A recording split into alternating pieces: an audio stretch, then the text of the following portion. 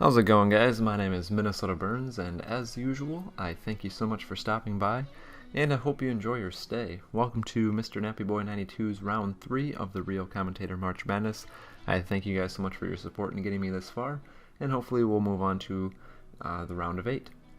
But today, we're not going to talk about the gameplay. It's actually going to be a little bit of story time with me. I'm going to tell you guys the story of my 21st birthday and the madness that ensued in it. And the story is going to be told pretty much from what I have heard of the story, because I don't remember about 95% of it. And you don't have to believe everything you hear in this story, because I simply don't believe it all myself. There's some parts in here that I simply do not, or I refuse to believe. But I put some music in the background for you guys just so it spices it up a little bit, makes it a little bit more interesting. It's just some blues instrumental, so hopefully you guys are into that, or get into it, because that's what's in the video. But my 21st birthday fell on February 25th of, I believe, 2007, and my birthday that year fell on a Sunday, and this story takes place on a Friday night. And the reason it takes place on a Friday night is because if you're not from Minnesota, you don't know that liquor stores are not open on Sundays, and the bars are really slow and dull and boring on Sunday nights. So it was going to be a Friday night extravaganza. Once again, I do not like that word, but I seem to use it a couple different times in my videos. But it was a Friday night, and the reason I was very, very excited for this night is, well, number one, it's my 21st birthday weekend and I can legally drink. Well, not quite yet, it's only Friday, not Sunday, so I had to have a couple of my friends buy my liquor for the night. But it was a huge hockey game. I went to school, a small school in Minnesota, central Minnesota, called St. Cloud State University, and it is kind of the little brother school to, or one of the little brother schools to the University of Minnesota. And Minnesota has about five Division I hockey teams, including St. Cloud. There's St. Cloud, Mankato, Duluth, Bemidji, and U of M. Is that 5? I don't know. I may have left one out. I apologize if I did. But this night we were playing the Minnesota Gophers, the big boys of the entire state. This is the school all the big-time high school hockey players want to get into when they play high school hockey. And it, as you guessed, is a huge, huge, huge rivalry. In St. Cloud, if you're a student, you get free season tickets to all the home games, except for the Minnesota game. You actually still get the tickets for free, but you actually have to go pick them up at the hockey arena like a week before, because the game sells out pretty quick, and there's not enough seats. It was like a 5,000 seat arena. But anyways, if you ever get a chance to look up on YouTube of Minnesota games against St. Cloud, it is actually very intense, and there's a lot of cursing, and in all college hockey games there is quite a bit of humiliating the other team with chants and just slurs and just making them feel like total shit. And actually the coach of the U of M, his wife, refuses to go to games against St. Cloud.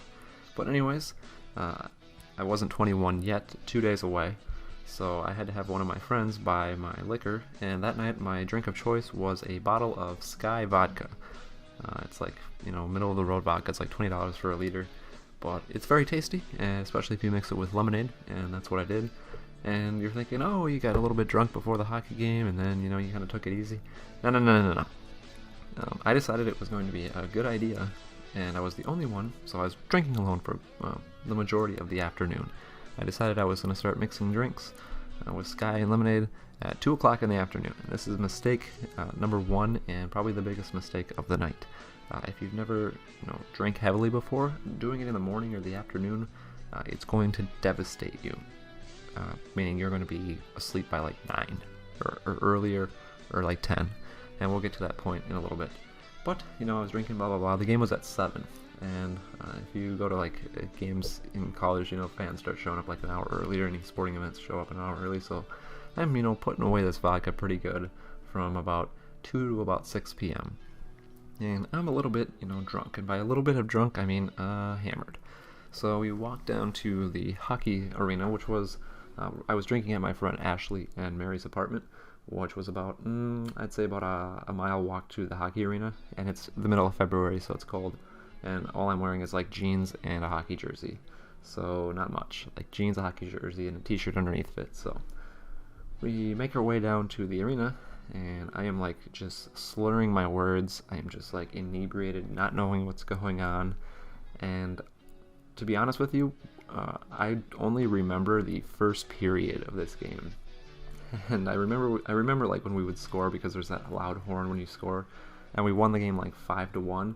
And this is where the fun part comes in. I can't fill in the gaps for the second and third period, but from what I was told, I was like trying to eat the confetti. There was like confetti that the fans or the student section was like throwing up whenever we scored, and I was like eating it for whatever reason. Well, I know the reason, because I was drunk and I was starving to death. So that that was a little awkward, I guess, to hear that. But since I was like eating it in front of everyone, and like apparently I like had no no care for like my self-respect, or not in what I just embarrassed myself without caring.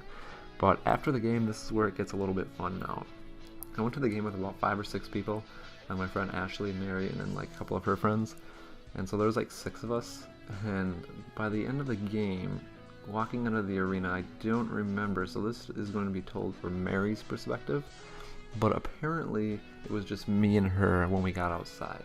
And people are just kind of walking out, ready to go to their parties, and after parties, after hockey games or whatever, we just beat the Gophers like 5-1, and we're like the little baby school and they're the big school, so everyone's pretty excited. And apparently I'm a little too excited, like a little too excited by a lot excited. And I don't remember any of this, but Mary apparently told me that I was running into the streets, which is not a safe idea when you've been drinking. Never do that. And I was like jumping in front of cars, like stopping them at stoplights and like banging on their hoods, like screaming, "Yeah, we beat the Gophers, fuck the Gophers, blah blah blah blah blah." And I was just like getting people to honk their horns at me and just cussing at me, and I was just like totally embarrassing myself and Mary, because she was the only one with me, and had to explain to people that it was my 21st birthday weekend and I should be excused of everything that is being said or done. And that really is the truth. If you're 21 and you're celebrating your birthday, you should be excused from any and all actions. It is not your fault. It is the alcohol's fault. You are not liable for anything. But it is embarrassing nonetheless. And the best part of this story is not only was I like jumping into traffic and yelling at people, but I got there was a fan bus, a Minnesota Gopher fan bus with like older people that had come down. It was like it's like an hour and a half drive from the U of M campus to the St. Cloud's campus. And they had a fan bus, and they were all loaded up and ready to go.